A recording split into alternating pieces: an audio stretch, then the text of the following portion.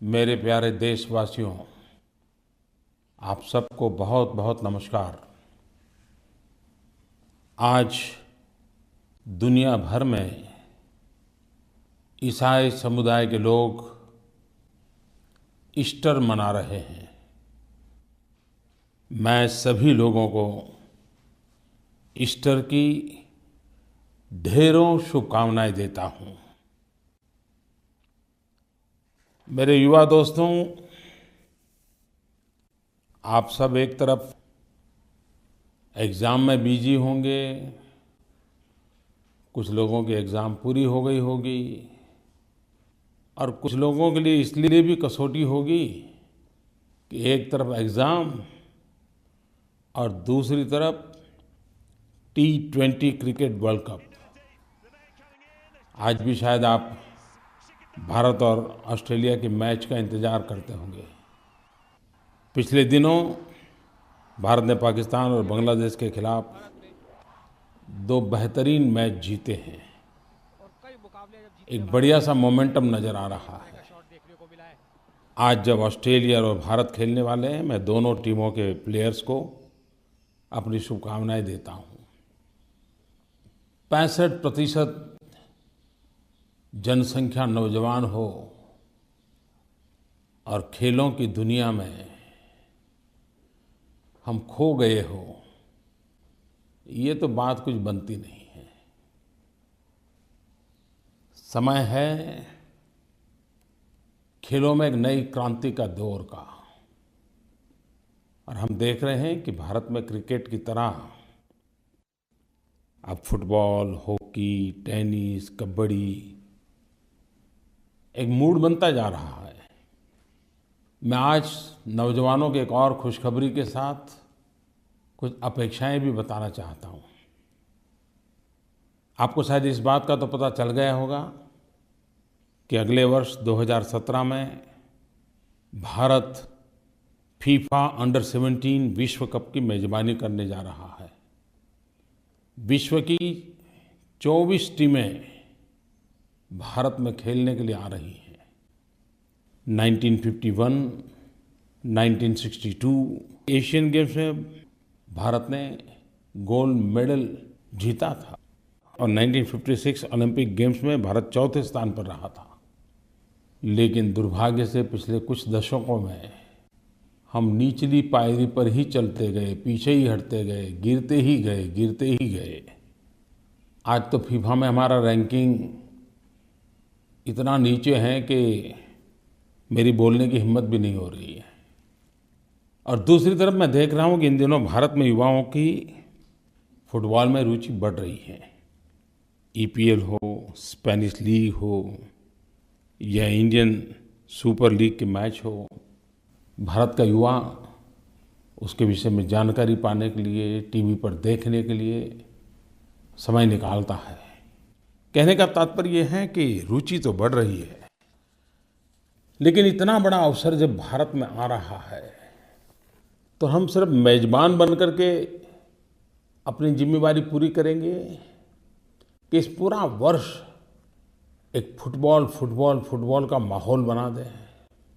स्कूलों में, कॉलेजों में, हिंदुस्तान के हर कोने पर हमारे नौजवान, हमारे स्कूलों के बालक पसीने से तरबतर हो, चारों तरफ फुटबॉल खेला जाता हो।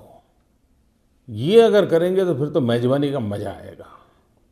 और इसलिए हम सब की कोशिश होनी चाहिए कि हम फुटबॉल को गांव-गांव, गली-गली कैसे पहुंचाएं। 2017 फीफा अंडर 17 विश्व कप एक ऐसा अवसर है, इस एक साल के भीतर हम चारों तरफ नौजवानों के अंदर फुटबॉल के लिए एक नया जोम भर दें, नया जुस्सा भर दें। इस मेजबानी का एक फ़ायदा तो है ही है कि हमारे यहाँ इंफ्रास्ट्रक्चर तैयार होगा, खेल के लिए जो आवश्यक सुविधाएं हैं उस पर ध्यान जाएगा। मुझे तो इसका आनंद तब मिलेगा जब हम हर नौजवान को फुटबॉल के साथ जोड़ेंगे। दोस्तों, मैं आपसे एक अपेक्षा करता हूं, 2017 की ये मेजबानी ये अवसर कैसा हो, साल भर का हमारा फुटबॉल में मोमेंटम लाने के लिए कैसे कैसे कार्यक्रम हो, प्रचार कैसे हो, व्यवस्थाओं में सुधार कैसे हो, फीफा अंडर 17 विश्व कप के माध्यम से भारत के नौजवानों में खेल के प्रति रुचि कैसे बढ़ी, सरकारों में, शैक्षिक संस्थाओं में, अन्य सामाजिक संगठनों में खेल के साथ जुड़ने की एक स्पर्धा कैसे खड़ी हो। क्रिकेट में हम सब ये देख पा रहे हैं, लेकिन यही चीज़ और खेलों में भी लानी है। फुटबॉल एक अवसर है। क्या आप मुझे अपने सुझाव दे सकते हैं? वैश्विक स्तर पर भारत का ब्रांडिंग करने के लिए एक बहुत बड़ा अवसर मैं मानता हूँ। भारत की युवा शक्ति की पहचान कराने का अवसर मानता हूँ। मैच के दरमियान क्या पाया क्या खोया उस अर्थ में नहीं, इस मेजबानी की तैयारी के द्वारा भी हम अपनी शक्ति को संजो सकते हैं, शक्ति को प्रकट भी कर सकते हैं और हम भारत का ब्रांडिंग भी कर सकते हैं। क्या आप मुझे नरेंद्र मोदी ऐप इस पर अपने सुझाव भेज सकते हैं क्या? लोगो कैसा हो, स्लोगन्स कैसे हो, भारत में इस बात को फैलाने के लिए क्या क्या तरीके हो, गीत कैसे हो, सोवेनियर्स बनाने हैं तो किस किस प्रकार के सोवेनियर्स बन सकते हैं। सोचिए दोस्तों, और मैं चाहूँगा कि मेरा हर नौजवान ये 2017 फीफा अंडर 17 विश्व कप का एम्बेसडर बने। आप भी इसमें शरीक होइए। भारत की पहचान बनाने का सुनहरा अवसर है। मेरे प्यारे विद्यार्थियों, छुट्टियों के दिनों में आपने पर्यटन के लिए सोचा ही होगा। बहुत कम लोग हैं जो विदेश जाते हैं, लेकिन ज़्यादातर लोग अपने अपने राज्यों में 5 दिन 7 दिन कहीं चले जाते हैं। कुछ लोग अपने राज्यों के बाहर जाते हैं। पिछली बार भी मैंने आप लोगों से एक आग्रह किया था कि आप जहाँ जाते हैं वहाँ से फ़ोटो अपलोड कीजिए। और मैंने देखा कि जो काम टूरिज़्म डिपार्टमेंट नहीं कर सकता, जो काम हमारा कल्चरल डिपार्टमेंट नहीं कर सकता, जो काम राज्य सरकारें, भारत सरकार नहीं कर सकती हैं, वो काम देश के करोड़ों करोड़ों ऐसे प्रवासियों ने कर दिया था। ऐसी ऐसी जगहों के फ़ोटो अपलोड किए गए थे कि देख कर के सचमुच में आनंद होता था। इस काम को हमें आगे बढ़ाना है, इस बार भी कीजिए, लेकिन इस बार उसके साथ कुछ लिखिए, सिर्फ फ़ोटो नहीं। आपकी रचनात्मक जो प्रवृत्ति है उसको प्रकट कीजिए। और नई जगह पर जाने से, देखने से बहुत कुछ सीखने को मिलता है। जो चीज़ें हम क्लासरूम में नहीं सीख पाते, जो हम परिवार में नहीं सीख पाते, जो चीज़ें हम यार दोस्तों के बीच में नहीं सीख पाते, वे कभी-कभी भ्रमण करने से ज़्यादा सीखने को मिलती हैं। और नई जगहों के नएपन का अनुभव होता है।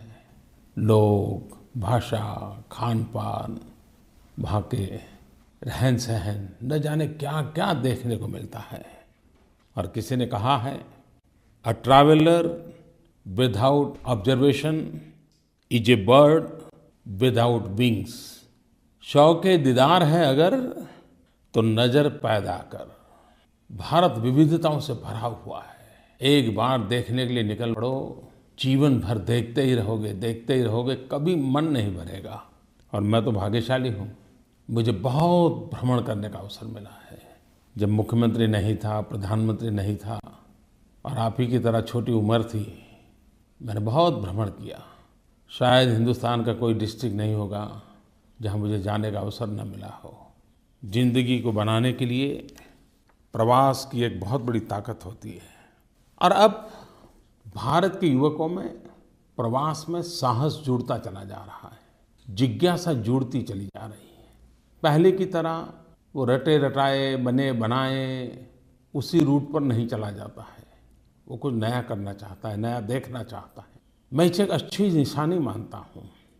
हमारा युवा साहसिक हो, जहाँ कभी पैर नहीं रखा है वहाँ पैर रखने का उसका मन होना चाहिए। मैं कोल इंडिया को एक विशेष बधाई देना चाहता हूँ।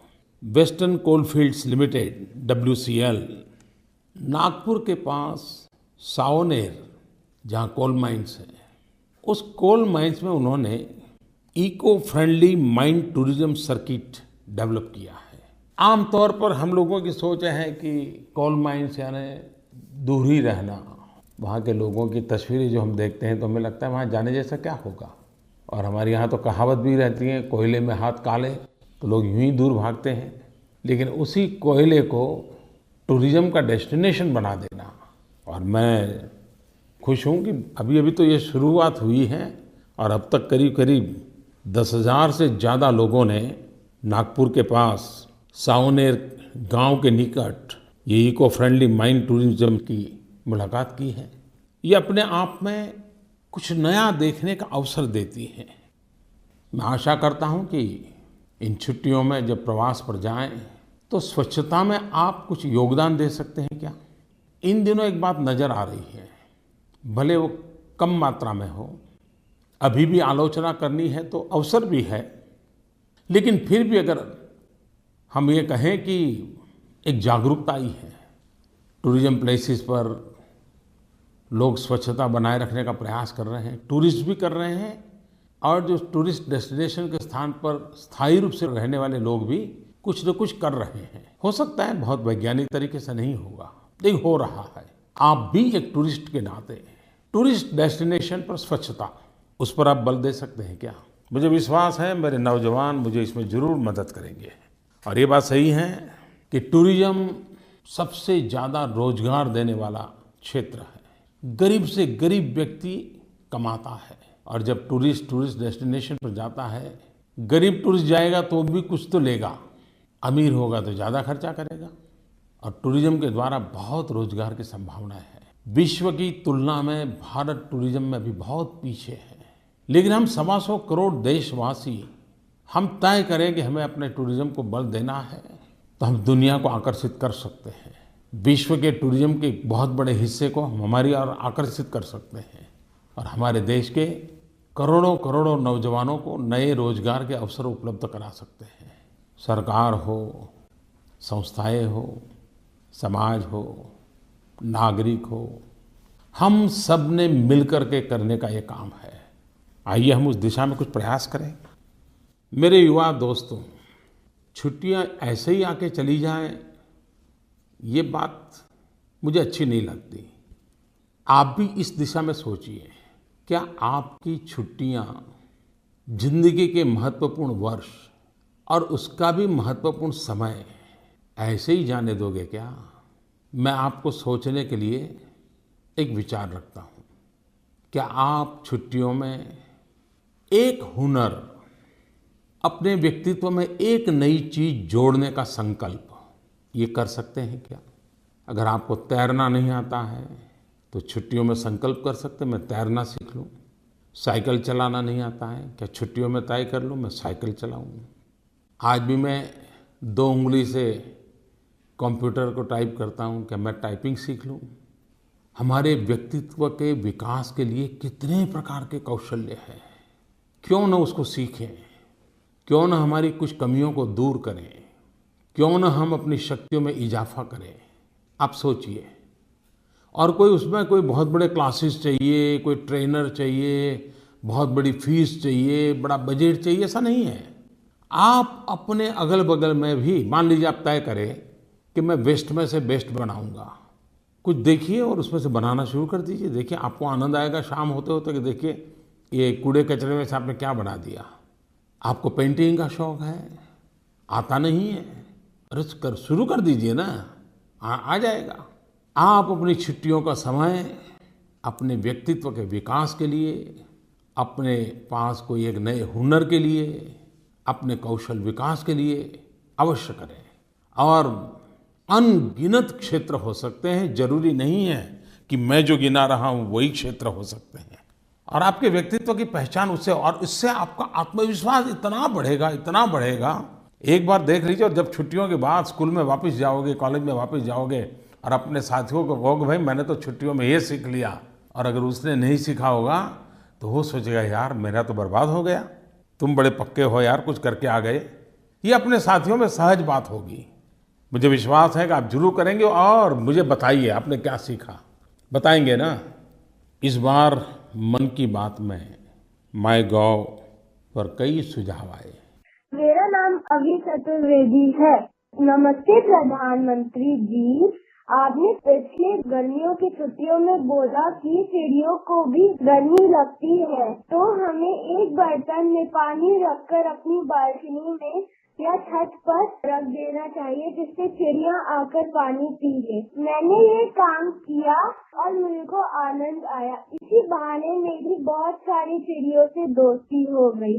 मैं आपसे विनती करता हूँ कि आप इस कार्य को वापस मन की बात में दोहराएं। धन्यवाद।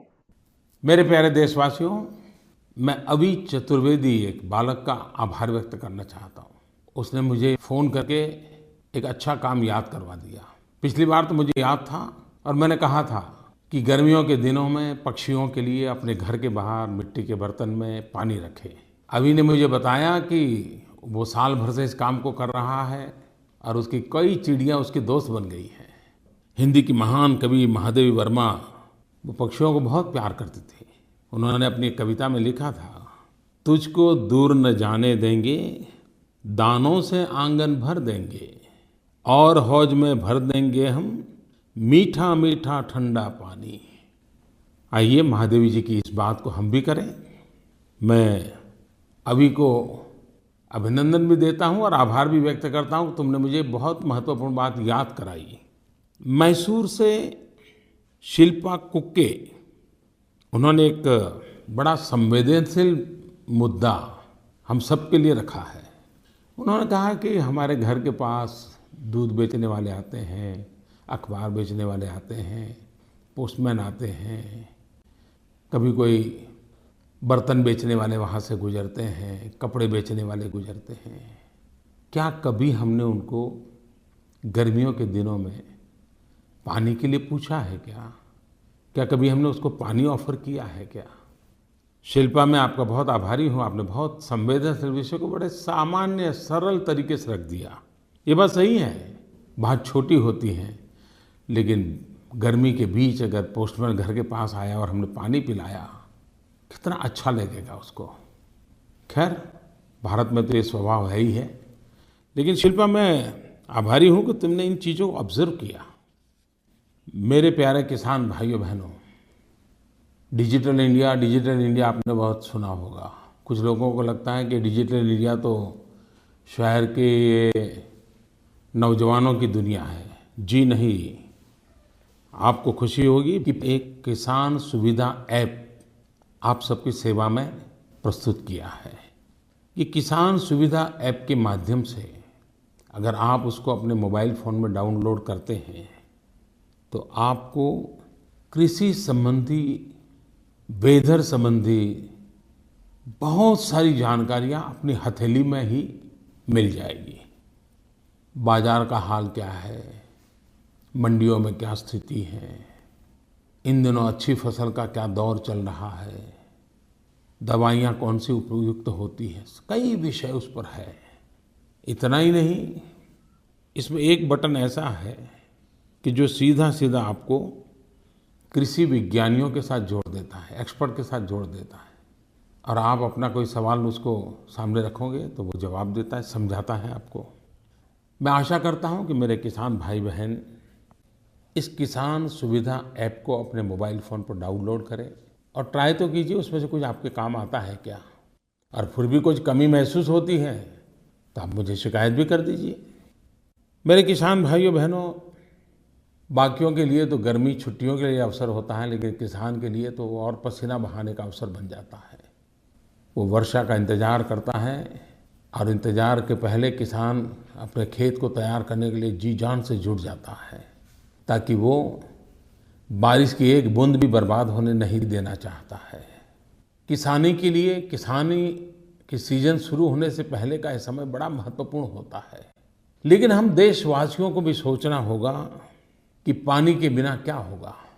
क्या ये समय हम अपने तालाब, अपने यहाँ की पानी बहने के रास्ते, तालाबों में पानी आने के जो मार्ग होते हैं, जहाँ पर कूड़ा कचरा या कुछ न कुछ एंक्रोचमेंट हो जाता है तो पानी आना बंद हो जाता है और उसके कारण जल संग्रह धीरे धीरे धीरे कम होता जा रहा है। क्या हम उन पुरानी जगहों को फिर से एक बार खुदाई करके सफाई करके अधिक जल संचय के लिए तैयार कर सकते हैं क्या? जितना पानी बचाएंगे तो पहली बारिश में भी अगर पानी बचा लिया, तालाब भर गए, हमारे नदी नाले भर गए, तो कभी पीछे बारिश रुक भी जाए तो हमारा नुकसान कम होता है। इस बार आपने देखा होगा 5 लाख तालाब, खेत तालाब बनाने का बीड़ा उठाया है। मनरेगा से भी जल संचय के लिए एसेट्स क्रिएट करने की तरफ बल दिया है। गांव-गांव पानी बचाओ, आने वाली बारिश में बूंद-बूंद पानी कैसे बचाएं, गांव का पानी गांव में रहे, ये अभियान कैसे चलाएं। आप योजना बनाइए, सरकार की योजनाओं से जुड़िए ताकि एक ऐसा जन आंदोलन खड़ा करें जिसके पानी का महात्मा भी समझे और पानी संचय के लिए हर कोई जुड़े। देश में कई ऐसे गांव होंगे, कई ऐसे प्रगतिशील किसान होंगे, कई ऐसे जागरूक नागरिक होंगे जिन्होंने इस काम को किया होगा, लेकिन फिर भी अभी और ज़्यादा करने की आवश्यकता है। मेरे किसान भाइयों बहनों, मैं एक बार आज फिर से दोहराना चाहता हूँ, क्योंकि अभी पिछले दिनों भारत सरकार ने एक बहुत बड़ा किसान मेला लगाया था और मैंने देखा कि क्या क्या आधुनिक टेक्नोलॉजी आई है और कितना बदलाव आया है कृषि क्षेत्र में, लेकिन फिर भी अभी खेतों तक उसे पहुँचाना है। और अब किसान भी कहने लगा है कि भाई अब तो फर्टिलाइज़र कम करना है। मैं इसका स्वागत करता हूँ। अधिक फर्टिलाइज़र के दुरुपयोग ने हमारी इस धरती माँ को बीमार कर दिया है और हम धरती माँ के बेटे हैं, संतान है। हम अपनी इस धरती माँ को बीमार कैसे देख सकते हैं? अच्छे मसाले डाले तो खाना कितना बढ़िया बनता है, लेकिन अच्छे से अच्छे मसाले भी अगर ज़्यादा मात्रा में डाल दे तो वो खाना खाने का मन करता है क्या? वही खाना बुरा लगता है ना। ये फर्टिलाइज़र का भी ऐसा ही है। कितना ही उत्तम फर्टिलाइज़र क्यों न हो, लेकिन हद से ज़्यादा उपयोग करेंगे तो वो बर्बादी का कारण बन जाएगा। हर चीज़ बैलेंस होनी चाहिए और उससे खर्चा भी कम होगा, पैसे आपके बचेंगे। और हमारा तो मत है कम कॉस्ट ज़्यादा आउटपुट, कम लागत ज़्यादा पावत। इसी मंत्र को लेकर के चलना चाहिए और वैज्ञानिक तौर तरीकों से हम अपनी कृषि को आगे बढ़ाना चाहिए। मैं आशा करता हूँ कि जल संचय में जो भी आवश्यक काम करना पड़े, हमारे पास 1-2 महीने हैं बारिश आने तक, हम पूरे मनोयोग से इसको करें। जितना पानी बचेगा किसानी को उतना ही ज़्यादा लाभ होगा, जिंदगी उतनी ही ज़्यादा बचेगी। मेरे प्यारे देशवासियों, 7 अप्रैल को वर्ल्ड हेल्थ डे है और इस बार दुनिया ने वर्ल्ड हेल्थ डे को बीट डायबिटीज इस थीम पर केंद्रित किया है। डायबिटीज को परास्त करिए। डायबिटीज एक ऐसा मेजबान है कि वो हर बीमारी की मेजबानी करने के लिए आतुर रहता है। एक बार अगर डायबिटीज घुस गया तो उसके पीछे ढेर सारे बीमारी रूपी मेहमान अपने घर में शरीर में घुस जाते हैं। कहते हैं कि 2014 में भारत में करीब 6.5 करोड़ डायबिटीज के मरीज थे। 3% मृत्यु का कारण कहते हैं कि डायबिटीज पाया गया। और डायबिटीज के 2 प्रकार होते हैं, एक टाइप 1, टाइप 2। टाइप 1 में वंशगत रहता है, हेरिडिटरी है, माता पिता को है इसलिए बालक को होता है। और टाइप 2 आदतों के कारण, उम्र के कारण, मोटापे के कारण हम उसको निमंत्रण दे करके बुलाते हैं। दुनिया डायबिटीज से चिंतित है, इसलिए 7 तारीख को वर्ल्ड हेल्थ डे में इसको थीम रखा गया है। हम सब जानते हैं कि हमारी लाइफस्टाइल उसके लिए सबसे बड़ा कारण है। शारीरिक श्रम कम हो रहा है, पसीने का नामो निशान नहीं है, चलना फिरना हो नहीं रहा है। खेल भी खेलेंगे तो ऑनलाइन खेलते हैं, ऑफलाइन कुछ नहीं हो रहा है। क्या हम 7 तारीख से कुछ प्रेरणा लेकर के अपने निजी जीवन में डायबिटीज़ को परास्त करने के लिए कुछ कर सकते हैं क्या? आपको योगा में रुचि है तो योगा कीजिए, नहीं तो कम से कम दौड़ने चलने के लिए तो जाइए। अगर मेरे देश का हर नागरिक स्वस्थ होगा तो मेरा भारत भी तो स्वस्थ होगा। कभी कभार हम संकोचवश मेडिकल चेकअप नहीं करवाते हैं और फिर बहुत बुरे हाल होने के बाद ध्यान में आता है, ओहो मेरा तो बहुत पुराना डायबिटीज़ था, चेक करने में क्या जाता है, इतना तो कर लीजिए। और अब तो सारी बातें उपलब्ध हैं, बहुत आसानी से हो जाती हैं। आप ज़रूर उसकी चिंता कीजिए। 24 मार्च को दुनिया ने टीबी डे मनाया। जब मैं छोटा था तो टीबी का नाम सुनते ही डर जाते थे, ऐसा लगता था कि बस अब तो मौत आ गई। लेकिन अब टीबी से डर नहीं लगता है, क्योंकि सबको मालूम है कि टीबी का उपचार हो सकता है और आसानी से हो सकता है। लेकिन जब टीबी और मौत जुड़ गए थे तो हम डरते थे, लेकिन अब टीबी के प्रति हम बेपरवाह हो गए हैं। दुनिया की तुलना में टीबी के मरीजों की संख्या हमारे यहाँ बहुत है। टीबी से अगर मुक्ति पानी है तो एक तो करेक्ट ट्रीटमेंट चाहिए और कंप्लीट ट्रीटमेंट चाहिए। सही उपचार हो और पूरा उपचार हो। बीच में से छोड़ दिया तो वो मुसीबत नई पैदा कर देता है। अच्छा, टीबी तो एक ऐसी चीज़ है कि अड़ोस पड़ोस के लोग भी तय कर सकते हैं, अरे भाई चेक करो, देखो तुम्हें टीबी हो गया होगा, खांसी आ रही है, बुखार रहता है, वजन कम होने लगता है, तो अड़ोस पड़ोस को भी पता चल जाता है कि देखो यार उसको तो कहीं टीबी वीबी तो नहीं हुआ। इसका मतलब हुआ कि ये बीमारी ऐसी है कि जिसको जल्द जांच की जा सकती है। मेरे प्यारे देशवासियों, इस दिशा में बहुत काम हो रहा है। 13,500 से अधिक माइक्रोस्कोपी सेंटर हैं, 4 लाख से अधिक डॉट प्रोवाइडर हैं, अनेक एडवांस लैब हैं और सारी सेवाएं मुफ्त में हैं। आप एक बार जांच तो करवा लीजिए और ये बीमारी जा सकती है, बस सही उपचार हो और बीमारी नष्ट होने तक उपचार जारी रहे। मैं आपसे आग्रह करूंगा कि चाहे टीबी हो या डायबिटीज़ हो, हमें उसे परास्त करना है। भारत को हमें इन बीमारियों से मुक्ति दिलानी है, लेकिन ये सरकार, डॉक्टर, दवाई से नहीं होता है जब तक कि आप न करें। और इसलिए मैं आज मेरे देशवासियों से आग्रह करता हूँ कि हम डायबिटीज़ को परास्त करें, टीबी से मुक्ति पाएं। मेरे प्यारे देशवासियों, अप्रैल महीने में कई महत्वपूर्ण अवसर आ रहे हैं। विशेषकर 14 अप्रैल भीमराव बाबा साहब आम्बेडकर का जन्मदिन, उनकी 125वीं जयंती साल भर पूरे देश में मनाई गई।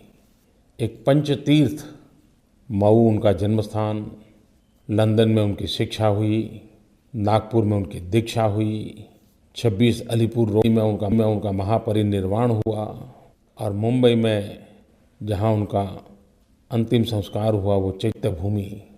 इन 5 तीर्थ के विकास के लिए हम लगातार कोशिश कर रहे हैं।